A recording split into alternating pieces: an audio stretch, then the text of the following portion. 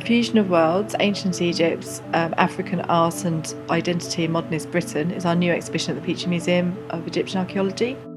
What we thought we'd do is look at modernist sculpture, particularly work by Epstein and Edna, Manley and Ronald Moody, and look at how they were influenced by ancient Egypt as one of a number of cultures that influenced their art. So we were really looking at the form of ancient Egyptian objects and how this influenced kind of sometimes abstract or abstracted representations of the human figure. I'm also really interested in the archaeologists working at this time, in particular Petrie, and what he thought about some of these artists and artistic interpretations of Egyptian art and Egyptian sculpture. One of the things we wanted to do with the exhibition was share Gemma and my knowledge about ancient Egypt, or the reception of Egypt in the 20th century and in the art world, but also have the input from people who were interested in it for various reasons or just wanted to be involved in the exhibition. So we started in September 2013, inviting members of the public in to sort of basically co-curate or at least advise on sections of the exhibition with us.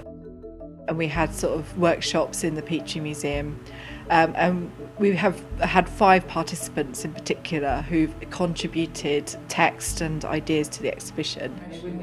Working with the group has been really fun actually. I've been looking forward to my Wednesdays with the group, mostly because of the amount of interest.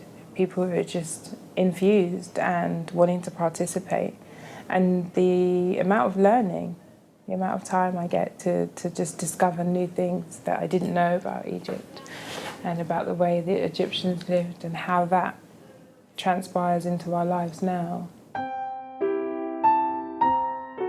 My focus has been mainly on a set of measuring pots. They were said by Petrie to be used for measuring opium, and he expresses that they were used for measuring something very precious or very poisonous.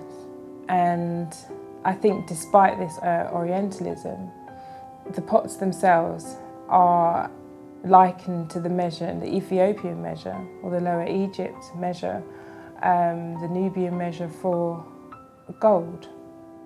So measuring gold dust, which I just think is just the most magical thing. And that so much time and precision and devotion really given to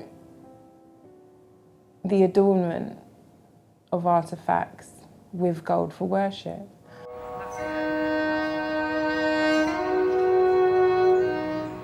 Here we are in Hyde Park.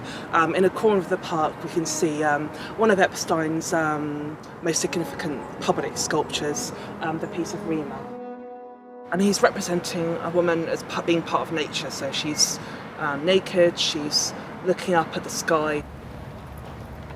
This piece received a lot of disapproval by various art critics and also by campaigns in the press, letters sent to the press. I mean, we just take things for granted. Times have changed in regards to how we view nakedness, and Jacob Epstein was interested in reconnecting with just being kind of primal and going back to our basic instincts really, and celebrating that and not feeling ashamed.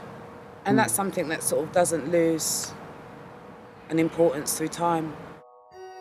We see the abuse that he received for not only this piece but for other pieces of public sculpture, that his artwork wasn't British, was unchristian, was pagan, but also as him as an outsider, so you have lots of racial, anti-Semitic abuse. Well, of course, when people think about the reception of Egypt, if they ever do, in the 1920s, everybody thinks Tutankhamun, which was massively influential, of course. And you have buildings designed that are influenced by Tutankhamun, that are influenced by the Egyptian style.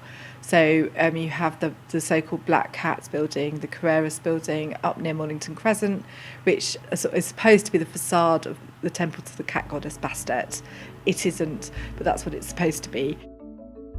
Obviously Tutankhamun was massively influential, but there was a reception of ancient Egypt before then. So you have a massive exhibition at the Burlington Fine Arts Society in 1922, where several objects in the Petrie Museum went to and were displayed there, and that was very influential on artists at the time.